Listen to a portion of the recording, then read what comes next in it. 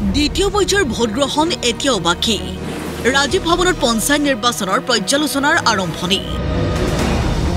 বিৰোধী দলপতি দেৱব্ৰত শইকীয়াৰ লগতে প্ৰাক্তন সাংসদ আব্দুল খালেকে সম্বোধন কৰা এই সংবাদ মেলত বিজেপিয়ে ভয় ভাবুকি আৰু প্ৰলোভনেৰে পঞ্চায়ত দখল কৰাৰ বিস্ফোৰক অভিযোগ কংগ্ৰেছৰ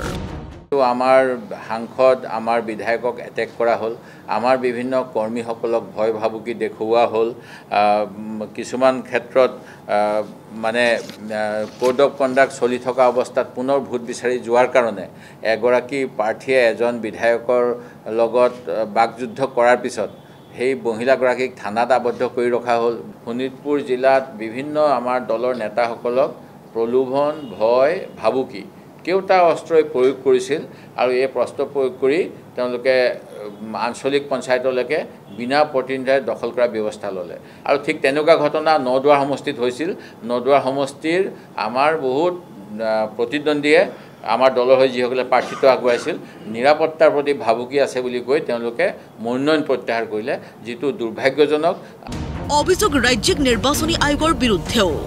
বিজেপিৰ বিৰুদ্ধে নিৰ্বাচনী আচৰণবিধি ভংগৰ লগতে বাহুবল প্ৰয়োগৰ অভিযোগ লৈ ৰাজ্যিক নিৰ্বাচনী আয়োগৰ কাষ চাপিছিল দেৱব্ৰত শইকীয়া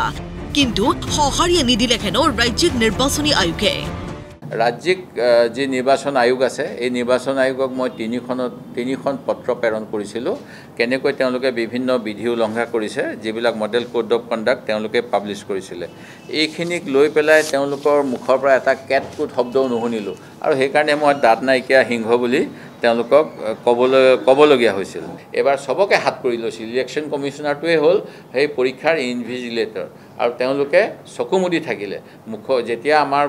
মানুহবিলাকে ক'লে যে আমি নিৰাপত্তাৰ অভাৱ কাৰণে আমি খেলিব বিচৰা নাই অসম চৰকাৰৰ গৃহ দপ্তৰৰ ফালৰ পৰা এটা শব্দও নোলালে যে আমি নিৰাপত্তাৰ ব্যৱস্থা কৰিম কাক কেনেকৈ নিৰাপত্তা লাগে আপোনালোকে নিৰ্বাচনত অৱতীৰ্ণ হওক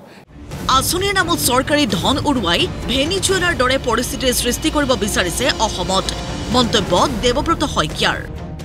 তেখেতসকলে ৰাইজৰ যি পইচা ৰাইজৰ টকা ব্যৱহাৰ কৰিয়েই বিভিন্ন আঁচনি দি আছে এয়া কাৰো ঘৰুৱা টকা নহয় কিন্তু এনেধৰণেৰে পইচা উৰুৱাইছে যে অহা 10টা প্ৰজন্মই তাৰ ঋণ খুজিব লাগিব বামপন্থী চৰকাৰ আছিল ভেনেজুৱেলা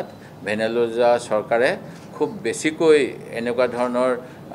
ফ্ৰীবিজ দিয়াৰ কাৰণে পিছত সেই দেশৰ অৰ্থনীতি পতন হৈছিল আমাৰ মুখ্যমন্ত্ৰী মহোদয়ে বা তেওঁৰ সতীৰ্থসকলে